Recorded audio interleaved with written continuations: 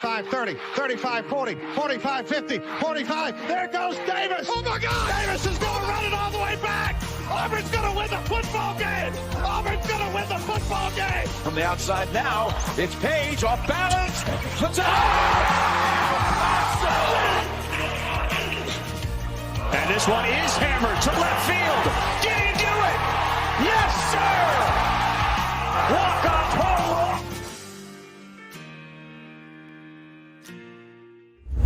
All right, welcome back. Arbitrage Arena episode 4. I have Gavin to my right. We have Rudy below me, who's been popping off early in his Amazon journey. Rudy, introduce yourself. Let us know what you've been up to. Hello, everyone. My name is Rudy. I've been selling on Amazon through Arbitrage Arena. They've been teaching me, and I've been doing that while I'm in season playing baseball. So where are you playing at, Rudy? Right now, I'm playing in the Frontier League. It's an independent baseball league. Last year, I had an undrafted free agent signing with the San Diego Padres, but things didn't work out because of medicals, so I'm trying to get back into affiliate ball. Are you mid-season right now while selling? Yeah, mid-season. So right-handed pitcher, let's hear the arsenal. What you got? All right, let's do it. So I got a 4-seam, I got a 2-seam, I got a changeup, and a slider. The 4-seam, right now, it's anywhere from like 2 to 5. I've been touching 6s and 7s. 92, 95. Yep. 2-seam, same thing. It'll be in 92, 95, touching like some 96s. Change up, it'll be around 89, 91. And then the slider, anywhere from like 83, 85. I think we actually played against each other. You were hurt, right? Yeah. I was coming back from ACL surgery, so I didn't get to play you. I was still in the bullpen. You guys waxed us, low-key. If you guys didn't know, Rudy played at University of Central Florida. Yep. Where is it? There we go. Yeah. Go Knights. You guys got a cool field for sure down there. Oh, yeah. I love my time there. Yeah, give us a rundown on how like the whole operation's going. So basically, before I hit the field around like maybe 2 o'clock in the mornings, I just log in. I do all my sales, all that stuff. I do my repricing, get that set for the day. So then when I head down to the field, I can just focus on baseball. After the game, I will usually just look at my sales and stuff like that and reassess prices. And your brother's back at home, like boxing stuff up for you, right? Yeah. I'm working. So I haven't gotten into the prep center yet. I haven't built up enough units. I can't really package all this stuff. I'm away from home. I send them over to my brother-in-law's house, and he packages up everything, and I pay him a fee. There you go. You're just finding ways to make it work. Like a lot of people run into, they come up with excuses why they can't start Amazon. I'm too busy, blah, blah, blah. You're legit in full season. You got your brother back at home packaging for you, and you're making it work. That's awesome. Yeah. I've had so many people ask me too, like, can I do this in season? What would you tell someone who asked you that, Rudy? What would be your take on it? It's not for everyone for sure, but I'd say, you can make time for anything if you want to. Even right now, we had a late game last night. I could have slept in more, but I still got my 8 hours, you know what I'm saying? And I got up early, and now I'm here. I'm hopping on a call with you guys, trying to learn things and move forward. So if you make time for things, you can get it done. It's not too much work, and I'm still able to focus on baseball. And your situation reminded me of myself. Like I started this all in season 2, went through all my first year, and you're kind of in the same boat. But yeah, coming up on back to school, what's that going to look like? You're still going to be in season, right? During August, end of July. Yeah. So right now my plan is to, by August time, be with an affiliate in terms of baseball. So I probably won't be able to do as many FBM orders, but I'm going to probably buy up real soon to send a whole ton of inventory to FBA. And yeah, everybody's situation is different. Like there's going to be FBM opportunities, FBI opportunities, and stuff is going to move really fast FBA. So like if all you can do is send FBA, you just send a bunch of units, they're going to sell through, and you pump volume rather than margin, in my opinion. And you have sold in the past. So what were you doing before Amazon? Before, I was selling on StockX, Go, eBay, and then local sales a little bit. How'd you get into that? I've been selling sneakers since I was probably 12, 14, right around there. I was selling like several $100 pairs of sneakers. Then once I got older, I just scaled it up. Nice. How do you feel like the transition has been from reselling on StockX and things like that to Amazon? I think it opened my eyes up. On StockX, I had such a narrow view on like reselling products and what I can sell to make money and how to make money. You guys have taught me so many different ways to get discounts on items and lower your cost of goods to increase your profit margins. So I think that's something that I've learned throughout this process is that when I was selling on StockX and Go, there were so many competitors for such a small market. And then now it's a bigger market, and I can be more successful in it. I came from StockX too. So like the difference in marketplaces is Amazon's so much bigger, obviously. Like they have a wide variety of categories, whereas StockX is just shoes. The cool thing about StockX though is like there's no returns and all that. Amazon, of course, like you get the returns. it was nice, but I just feel like the shoe space and like the StockX is kind of slowly dwindling down, in my opinion, from what I've seen recently. But Amazon is like a good opportunity to come into now, whereas like StockX Go, they're kind of downtrending, and Amazon's still uptrending. Like, year after year, they're generating more and more revenue, which gives us more chances to get sales. Yeah. That's one of the reasons why I got out of it. I saw that things were getting tougher and tougher, and I just wasn't really making any money. Why do you guys think that is? Why do you think the shoe market's declining? I mean, there's a lot of heavy discounts consistently. So like they'll put 30% off on dunks like every 2-3 weeks. So the prices can't hold anymore. And there's a lot of like fakes and stolen goods also being sold. So it's hard to compete when people have things for way less price than you do. And they keep releasing so many shoes. It's like back in the old days when the Yeezys came out, they were limited, which gave them that extra value for resale.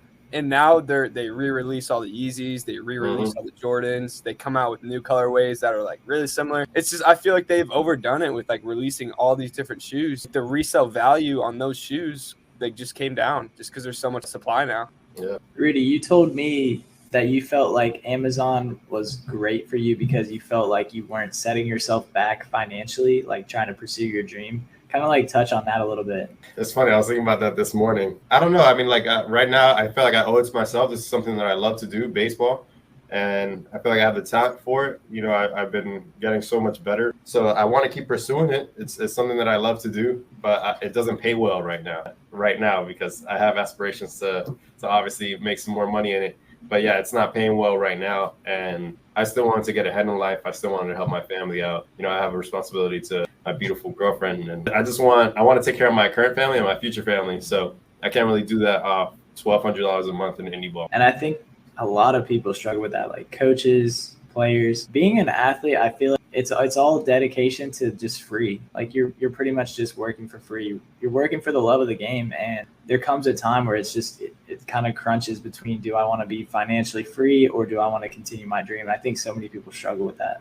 Yeah, I mean, even right now, like I know I could be putting all these hours into my Amazon business or maybe another business. I know that I also can't play baseball forever, so I might as well enjoy it now. And then by me being in baseball right now and being disciplined and stuff like that, it's teaching me lessons so that later on when I hop into business, I'll be even more disciplined. And I just think that that's a plus. Yeah, baseball really does teach life lessons. Like never giving up, face adversity, all that stuff. Like you could go 0 for 4 one day, the next day you go 4 for 4. You just never know like what's coming that next day in baseball. And it's crazy how that translates to life and business. Yeah. It's definitely very similar, especially like you'll go a day where you have, $1,000 in sales and you think, I got this whole thing figured out. And then the next day you do like 200 and like, what's going on? It is very similar to the ups and downs of the season for sure. It really is. I was just about to say that. Yeah, I had a very low day in sales and I was like, man, am I doing something wrong? Like what I thought I was on a good track. And I think that's where playing sports helps. Like I just know that it's okay. Yeah, exactly. And we're about to get into, back to school. The second half of the year is honestly just crazy, in my opinion. So for you, like just figuring out the systems and everything like that is the most important part right now. Looking forward to it. When did you start selling on Amazon and where are we at now, like in sales? Okay, I'll tell you right now. I honestly opened up my seller account last year in November because I thought I was going to make some money on it and I just didn't know what I was doing. Then I kicked things back up again in April. I had maybe like $600 monthly for the sales. Then I reached out to you guys. I think May was kind of when I started learning stuff and I just loaded up a bunch of my inventory, all the sneakers that I had or any normal Nikes that I had. I was still going to outlets at the time, so I was also trying a little bit and I did 2,000 in sales. And then this month of June, so far I'm at 14,000. So you're on pace, 20K month, really your second full month, really committing to Amazon. Why do you feel like you were able to scale so quickly? Was it the fact that you already had a reselling background or, you had a lot of capital saved up? What was like the easiest thing for you to scale? I'd say the capital helped a lot, but I mean, when I applied for my business card, they gave me a pretty big spending limit at first. And I think that because I had so much track record of spending large amounts and paying it all back. And the capital that I also had saved up helped because I just know through my experience that if I put so much money into something, I know that I'm putting it in to get money out of it. Not really putting in money to take a loss. So once I saw that things were profitable, I just threw more money at it. And most beginners struggle with finding products. How do you think you've been able to find enough to get 20K sales in your second month? Well, I mean, you guys have been helping. You guys have been helping. I think a lot of watching what you guys do, because I mean that's what I try to do in baseball too. I just try to watch what works for people that are successful, and I try to replicate that. And so I watched what you guys were doing. I was also storefront stalking some big sellers and seeing what's on their storefronts and stuff like that. So anytime I would sell something, I just try to replenish it. If it's sold fast, buy more stuff.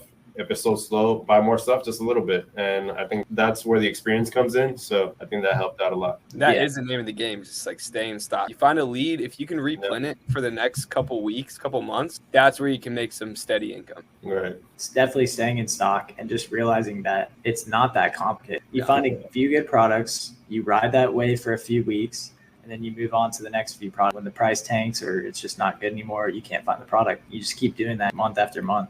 What is your take on the network and having a group to work with doing Amazon? It changed my perspective, because I used to think that if you do it all by yourself and you keep things to yourself, that you make the most money that way. Not if you do everything by yourself, but if you kept all the information to yourself. But you guys showed me the value of sharing information with other people. And in turn, all of you guys can make more money that way, because then there's that trust and confidence between both of you that, okay, I shared this with you, and not I scratch your back, you scratch mine, but I'm going to help you out too, because I just know that we're going to help each other. It also makes it a lot more fun having people to talk with, like the group chats popping off. Oh, yeah.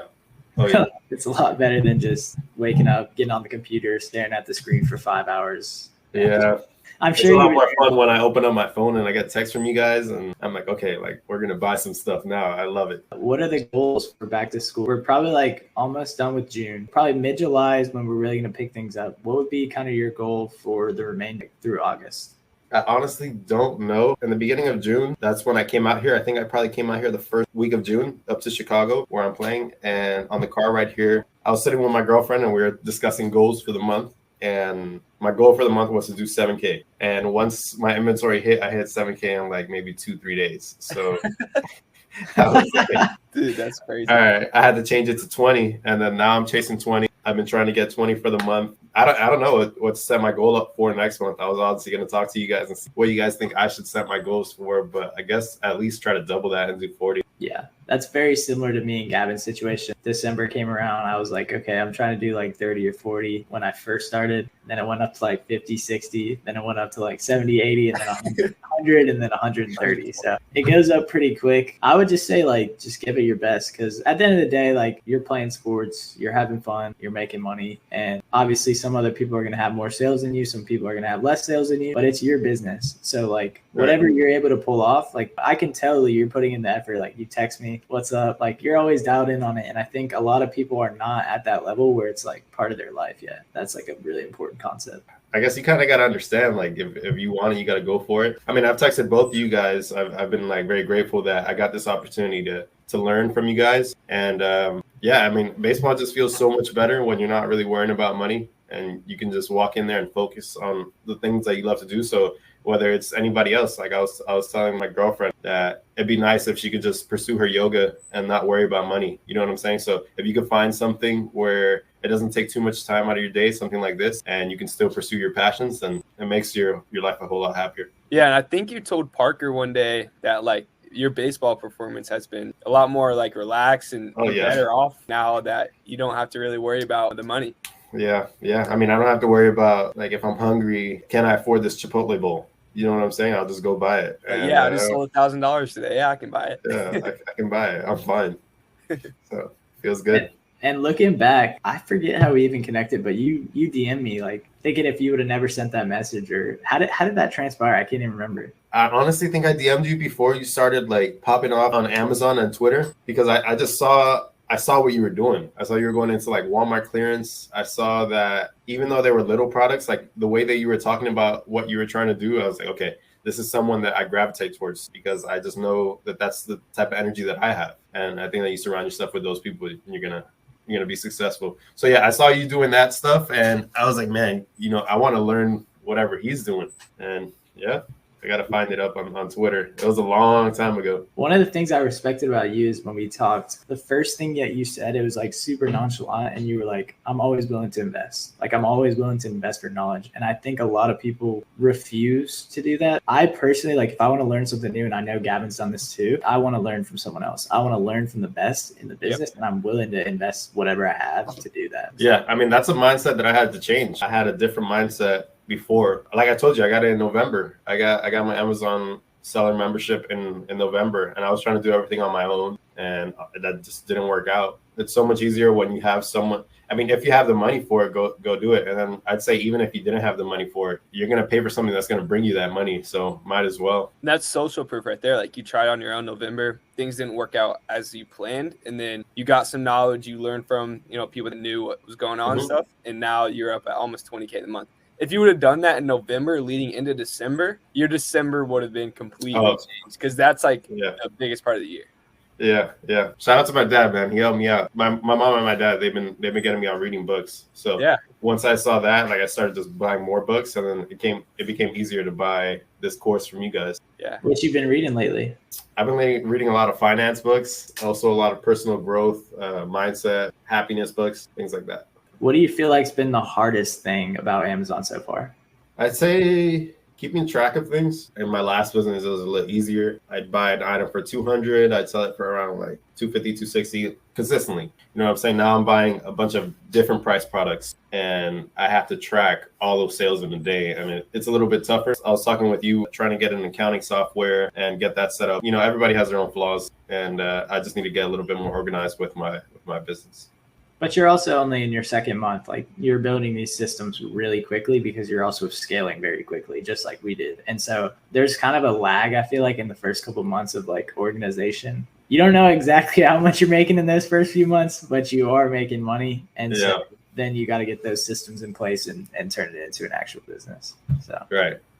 I just think I wasn't expecting it to scale up this quick, to have this many sales in a day. So I think I was just expecting it to be like my last business, where I could just get a couple sales in and then it's easier to track. This is not like that. Yeah.